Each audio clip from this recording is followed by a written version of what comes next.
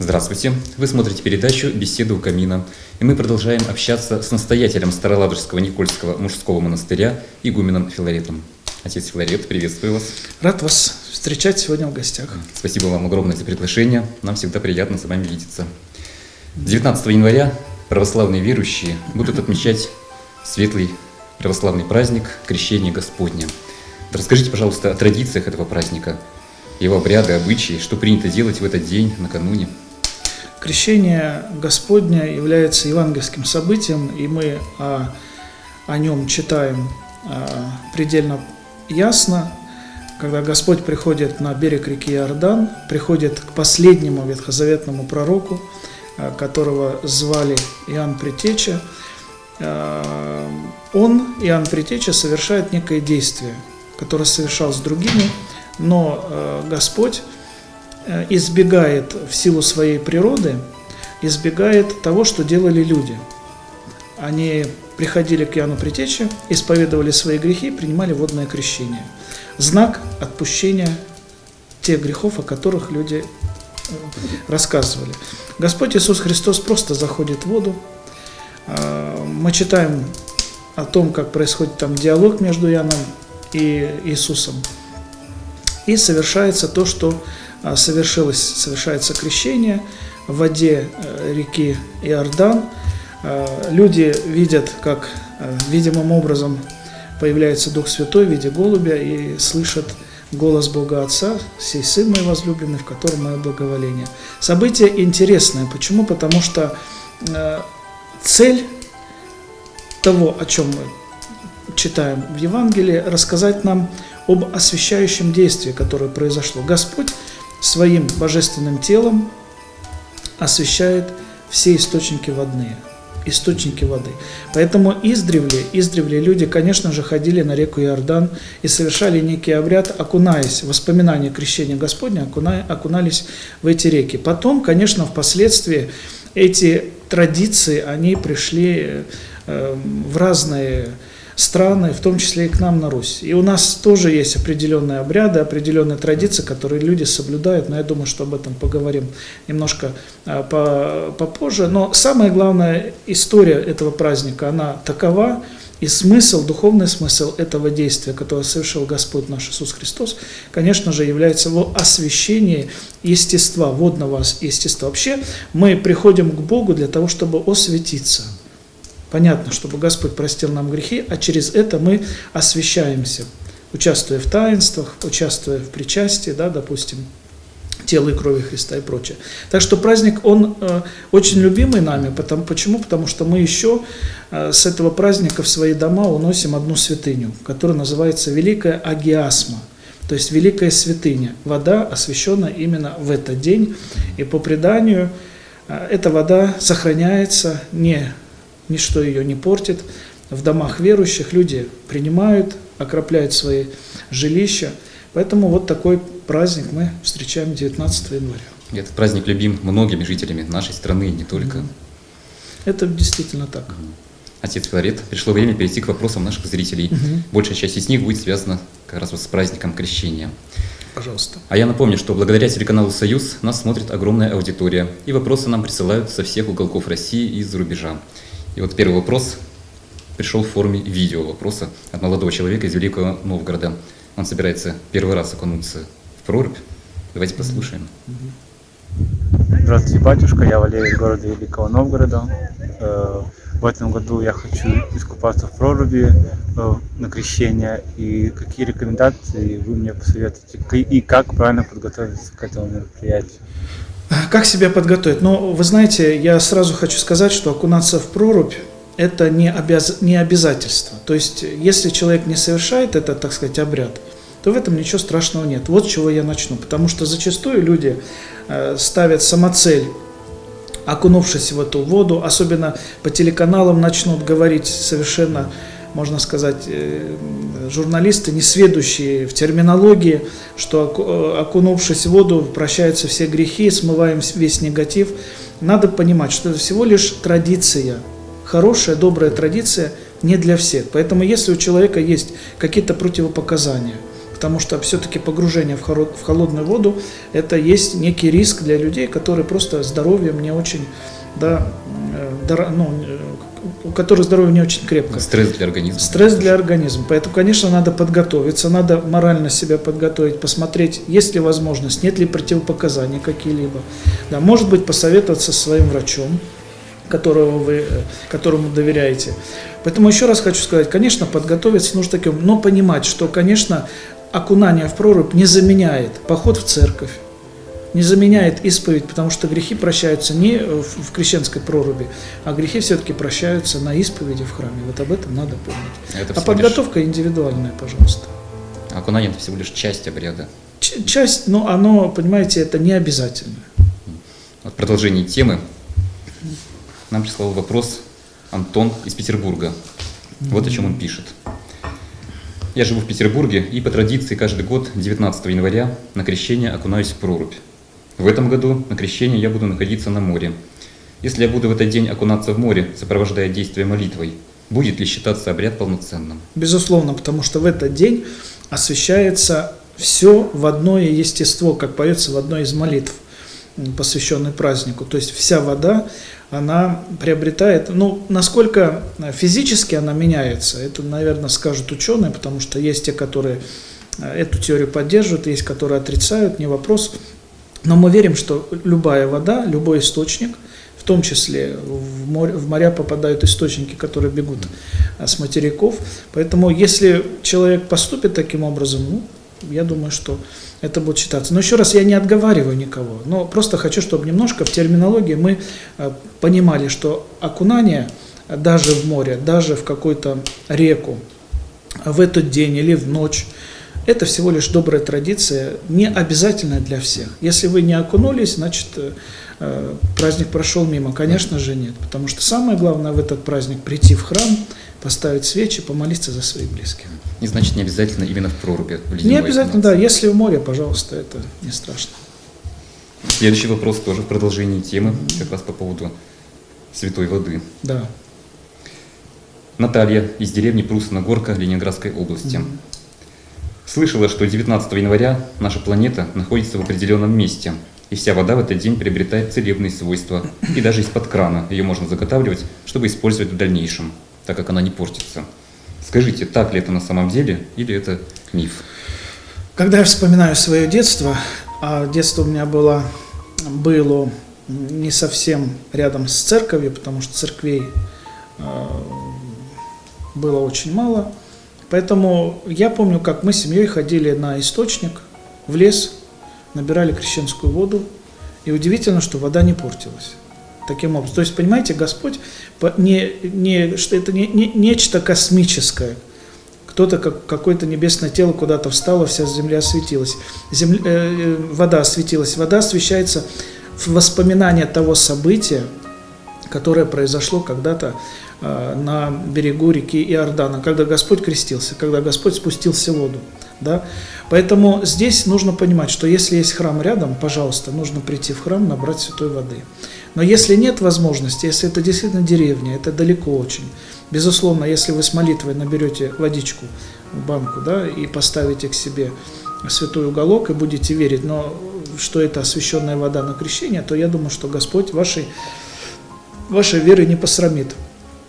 Но все-таки храмы есть сейчас везде в доступности, поэтому можно поехать в районный центр в этот день, предпринять поездку, набрать воду. Вот. А говоря об освященности всей воды на планете в этот день, конечно, все дается по вере. Вот еще интересный вопрос такой. Почему купели делают в форме православного креста? Вот это с чем связано? Это тоже традиция. Традиция, понимаете, ведь все тоже взаимосвязано. Когда человек приходит к Богу, он должен пройти некий тоже обряд. И я бы сказал правильно, таинство крещения. И вот эта купель, она, крещальная купель, символизирует рождение нового человека. Рождение нового человека, созданного уже для новой жизни во Христе. Если до крещения человек жил как попало, как хотел, грешил и все прочее, то после крещения, конечно, человек должен жить совершенно иным иными интересами. Почему крест? Это тоже символ.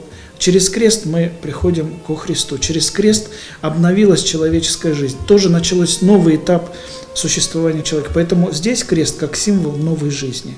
Это тоже символично.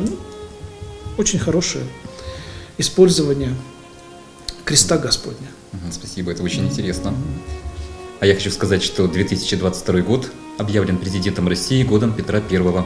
И следующий вопрос связан как раз с его именем. Его нам прислал Алексей Ильичев из Волхова. Отец Филарет, скажите, как относится Русская Православная Церковь к Петру I, отменившему патриаршество? Безусловно, Церковь может давать определенную оценку общественным и политическим деятелям. Почему? Потому что Церковь – это часть общества. Мы можем констатировать добро или зло, мы можем давать оценку жизни, поступкам человека. Что касается Петра I и то, что он сделал для Руси, вот с одной стороны, действительно, он был великим реформатором, который поставил Русь совершенно на иную плоскость, на иную ступень. Конечно, очень много им было сделано, но, как и любой человек, он, конечно же, мог ошибаться. Людей даже во власти, которые не ошибаются, их совершенно не существует. Каждый человек способен на ошибку. Да? Также то, что он сделал, когда отменил патриаршество, безусловно, это нововведение, оно не прижилось в Русской Православной Церкви. Вы знаете, что синодальный период, то есть отсутствие патриарха, но был синодальный период, было некое учреждение, которое руководило всеми сторонами жизни Российской, Русской Православной Церкви тогда. Безусловно, это было нечто инородное. И, несомненно, в 1917 году на пороге вот этих вот страшных катаклизм, которые произойдут в нашей стране, гражданская война, да, вот, разгром церквей и все прочее. Вот на этом пороге церковь вернулась к своей давней традиции, к традиции вселенского православия, когда у любой поместной церкви есть предстоятель. Один человек в нашем понимании – это патриарх. Поэтому, безусловно, то, что мы когда-то вернулись к патриархам, это является видимым знаком, что это была некая ошибка Петра I, когда он не то что обезглавил церковь, а все-таки изменил порядок устройства в церкви. Но все наладилось, и слава Богу, мы сегодня этот период пережили, синодальный период, живем так, как и было заведено и положено. Так, следующий вопрос от Алексея Петровича. Ваше отношение к событиям, когда был уничтожен игумен Никон на Соловках в борьбе с переделом христианской веры? 17 век – это век некой реформы, которая коснулась православной церкви. Почему? Ведь тогда не было тех возможностей, которые сегодня существуют. Перепечатываются книги, переиздаются определенная литература. А что делали тогда? Тогда переписывали. И представляете, любой переписчик книг мог допускать определенные ошибки, погрешности, ошибки, которые выливались во что? Вылились в то, что центром жизни христиан стала не сама христианская жизнь, а обряды. Люди стали умирать за обряды.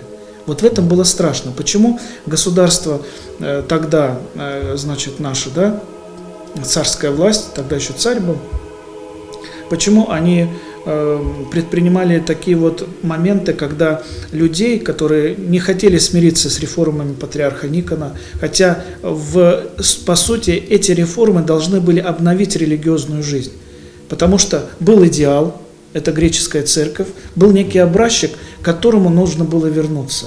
Поэтому здесь вопрос глубже, какими перстами креститься, сколько раз произносить аллилуйя и прочее. Здесь глубже. Тут говорилось, что не вера спасает человека, а обряд. Вот произнес не так ты какое-то слово, ты уже не спасешься. Покрестился не 2, а 3, ты уже пойдешь в ад. Вот в этом самое страшное. И когда люди начали сжигать себя за эти обряды, понятно, что государство, царская Русь наша тогда, конечно же, предпринимала определенные действия, чтобы остановить развитие вот этого заблуждения, радикального. Старой веры еще. Да, сегодня я хочу сказать, как я к этому отношусь, конечно, это был человек, это была такая одиозная личность, это был предводитель этого направления, защищая старые обряды даже до смерти. Но отношусь спокойно, потому что это уже история, тут ничего не поменяешь. Но я хочу сказать, что у нас сегодня в Русской Православной Церкви даже есть такое направление, когда открываются единоверческие приходы, потому что проблема в чем? Придерживаться старых обрядов можно, но вопрос иерархии, вопрос наличия священников, епископов, а где их брать, когда их нет? Когда сами друг друга назначают священниками, это не по-настоящему, это уже не будет настоящей церковью. Поэтому сегодня в России существует очень много приходов единоверческих, когда в приход люди, держащиеся старых обрядов, приходит священник православный, совершаются богослужения по старому обряду. То есть мы еще раз хотим сказать, да, возможно, это наша традиция, но были ошибки, которые постепенно нужно исправлять. Поэтому здесь важно понимать, что духовная жизнь спасает человека, а не обряд. Обряд, он всего лишь... Обряд может меняться, форма может изменяться, а суть должна оставаться одной и той же. Тем более время бежит, все меняется вокруг. И церковь тоже подстраивается под современные реалии. Безусловно, да. И третий вопрос от Алексея Петровича. В Ветхом Завете написано, что люди раньше жили по 700 и 800 лет. Скажите, пожалуйста, почему? Как это объясняют исследователи Священного Писания? Вообще, давайте вспомним рай. Первые люди были сотворены бессмертными. Они были в иных телах. Что изменилось, когда произошло грехопадение? Человек поменялся. Человек утратил вот эту былую, может быть, бессмертность и невиновность, может быть. Потому что грех, он разрушает человека изнутри. Грех оказывает влияние как на душу, так и на тело. Поэтому, так как люди были бессмертны, когда они ушли из рая, первое поколение жило очень долго. Да, действительно, 800, 900 даже лет. Нам сейчас это не понять. Но как дальше люди размножались, как дальше они уходили от точки своего создания, годы, жизнь во грехе, грех же укорачивает жизнь. Грех передается от родителя к детям, да, от родителя к детям. И он оказывает вот это негативное последствие даже на наши годы жизни. Поэтому, безусловно, почему жили так долго? Потому что у них была та закваска, у них была, можно сказать, та энергия еще, которая была вложена в первых людей Господом Богом. Вот это очень просто. По крайней мере, так объясняют исследователи и говорят вот об этом. А еще в Священном Писании сказано, что в то время люди рожали в 500 лет. Ну да, интересно, почему они ждали до 500 лет? Потому что, наверное, вот это тоже было связано со старением тела, с человеческим организмом. Вот. Это в Библии написано, поэтому мы принимаем это на веру. Отец Филарет, следующий вопрос нам прислала Ирина из Волхова. В одной из передач вы упомянули о том, что встретили на своем жизненном пути святого человека. Это очень интересно. Расскажите, пожалуйста, подробнее об этом человеке, какое влияние он оказал на вас и ваше впечатление от встречи с ним. Его звали отец Варнава. Он был игуменом, служил первоначально в Партизанске, это Приморский край, в одном из приходских храмов. Вообще интересна его жизнь. Он начинал свою трудовую деятельность кочегаром, железнодорожного тепловоза. Тогда еще не было современных машин. И я помню, как он мне рассказывал. Он всю жизнь был верующим, впоследствии стал священником. Когда я его встретил на своем жизненном пути, отец Варнава, это был, конечно, уже престарелый человек, очень сильно похож на Серафима Саровского. А где это было? Это был Приморский край, город Партизанск. Но пришло время, и ему нужно было уехать и стать духовником одного из приморских монастырей, Шмаковский монастырь. Он переехал туда, он там, кстати, похоронен сегодня. Но я к чему говорю? К тому, что своей жизнью, своей верой он действительно отличался от остальных. От остальных, наверное, и мы, неокрепшие души, совсем тогда молодые были, молодежь, я говорю не только про себя, потому что у нас было некое общество такое, молодых людей, девушки и парни. которых объединяла вера. Мы ходили на богослужения, мы восстанавливали один из храмов того района, жили в храме и помогали восстановлению древней церкви. И вот как-то нам так посчастливилось на своем пути встретить отца Варнаву, священника, очень глубоко верующего человека. И были в жизни те моменты, которые мы называем чудесами, которые просто так не происходят. Поэтому, Вот расскажите, интересно. ну, допустим, вот такая небольшая история. Отец Варнава предсказал мне, что я стану монахом. Более того, я всем рассказываю, у меня до сих пор хранится маленькая иконка Божьей Матери Казанская. И у батюшки был свой дом. Одна из комнат была сделана как под молельню. Огромное количество икон, огромное количество книг старинных, где он молился, где он принимал исповедь, потому что к нему люди шли для того, чтобы открыть свое сердце, поисповедовать свои грехи. И вот как-то говорю: батюшка, отец Варнава, подарите мне какую-нибудь иконку на память о вас. И удивительно, он мне подарил маленькую иконку Казанской Божьей Матери. А как День памяти Казанской Божьей Матери связан в моей жизни со мной? 4 ноября 2000 года, в День Казанской Божьей Матери, я становлюсь священником. Это очень было символично. Он не случайно дал мне эту иконку, маленькую, небольшую, на арголите, предсказав тем самым мой жизненный путь. И было очень, очень много интересных таких мелких вещей, но для нас они были, конечно, очень важные. Поэтому вот в моей жизни отец Варнава сыграл очень большую роль. И я знаю, что в Приморье существует такое даже некое движение о том, чтобы канонизировать его. Потому что были почитатели, остаются его почитатели, его жизней, его вот таких вот чудесных моментов. Поэтому вот такой человек был в моей жизни. Вы, наверное, гордитесь тем, что встретили такого человека. В своей жизни я больше никогда не встречал такого духа людей. Такого духа людей. Вот. Поэтому молишься и говоришь: «Отче Варнаве». Я всегда молюсь за него, всегда поминаю, но особенно, да, конечно, обращаешься к нему. Потому что самое, вот это и такое юношеские воспоминания, и воспоминания как любящего тебя отца, духовника. Пускай немножко я с ним был, но вот в моей жизни он оставил, конечно, большой след. Но воспоминания самые теплые. Обращается Ольга из города Сочи. В этом году я буду отмечать 40-летний юбилей. Существует такое поверье, что 40 лет не празднуют. Отец Филарет, скажите, пожалуйста, с чем это связано? И действительно ли нельзя отмечать 40-летие? Или это предрассудки? Отмечать можно любую дату в своей жизни. В христианстве не связана эта цифра ни с какими другими верованиями, суевериями. Поэтому я думаю, что это чисто человеческая установка. Более того, если мы вспомним ряд азиатских стран, то там тоже в их традициях есть определенные мнения, да, что там не празднуют там 35 или 25 лет почему-то, считая, что какой-то год или какой-то праздник, да, примет. Мы в приметы не верим. Поэтому ответ короткий. Если есть желание пригласить близких и, значит, угостить их и поздравить, отпраздновать свое 40-летие, пожалуйста. Если нет желания, ну, тут никто не запрещает. Если нет желания, можно этого и не делать. Это чисто человеческие обычаи. Я еще слышал, что женщинам можно отмечать, мужчинам нельзя. Ну, человеческие выдумки, да, такие вот вещи, которые часто, кстати говоря, немножко портят нашу жизнь. Но нужно жить чуть-чуть попроще в этом плане. То есть все нормально. Да.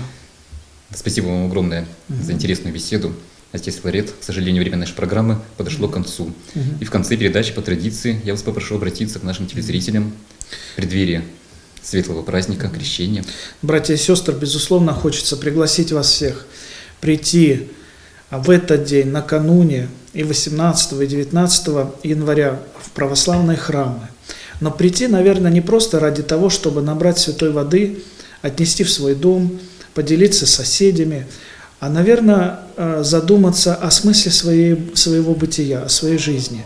Зайдите в храм, обязательно поставьте свечи за здравие своих близких, помяните своих усопших родственников. В этом ничего такого нет. Самое главное, в эти дни мы должны становиться ближе к Богу, становиться ближе к нашему Создателю. Еще раз говорю, задумываться о своей жизни а иногда даже что-то менять в своей жизни в лучшую сторону. Поэтому с наступающим праздником и ждем вас, приходите к нам в наш Староладожский Никольский мужской монастырь и в любой православный храм, чтобы разделить вместе праздник Крещения Господня. А скажите, пожалуйста, какое расписание будет действовать в Никольской обители на праздник? Если мы говорим о богослужениях, то, в принципе, они совершаются по своему порядку. 18-го крещенский сочельник, утром в 10 часов божественная литургия, после чего в 9 часов совершаются царские часы божественной литургии, потом освящение воды первое. Вечером 18 января в 17 часов у нас совершается всеночное бдение. Вот, самый праздник 19-го в монастыре, также утром служба в 10, после которой повторное освящение крещенской воды. Напоминаю вам, что набрать святой воды можно не только в монастыре, но еще и в храме Рождества Иоанна Предтечи на Малышевой горе. Там у нас есть источник Параскевы Пятницы. И 18 и 19 в 14 часов в храме Рождества Иоанна Предтечи будут совершаться водосвятные молебны, поэтому приглашаю. Ну и третья традиция окунаться в прорубь. У нас, конечно, нет возможности на реке Волхов сделать прорубь, потому что очень сильное течение, как какой-то год пробовали. Поэтому у нас на территории устанавливается крещенская купель большая, которая наливается водой, обновляется, и люди, уже знающие эту традицию, приходят к нам и 18 и 19 для того, чтобы окунуться. На нашей территории есть установлены специальные палатки, будет работать наше кафе монастырское, где можно будет выпить чаю, согреться и, наверное, еще раз встретить праздник Крещения Господня. Я думаю, желающих будет немало. Ждем наших друзей. Еще раз огромное спасибо за приглашение. Отец Филарет, время пролетело незаметно. А я напомню, вы смотрели передачу «Беседы у камина». Дорогие друзья, задавайте вопросы игумену Филарету через сайт Староладожского Никольского мужского монастыря или страничку Волхов ТВ. На сегодня это все. Всего доброго и до встречи.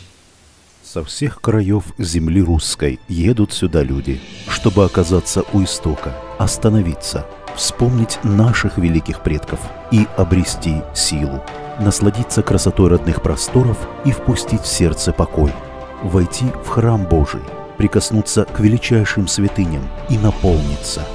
Приехав сюда однажды, вы обязательно захотите вернуться в это место. Место, где пересекается прошлое, настоящее и вечное.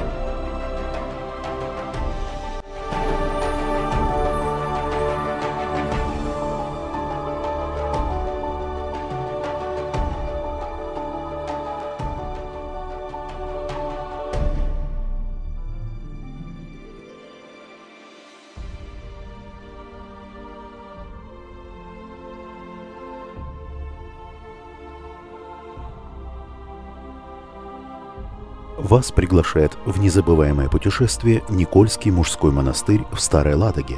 Уникальный паломнический экскурсионный тур выходного дня – это возможность провести время в стенах древней обители, встретиться с настоятелем монастыря, трапезничать с братьями по монастырскому уставу, а также для вас подготовлена экскурсионная программа по обители и храмам Старой Ладоги.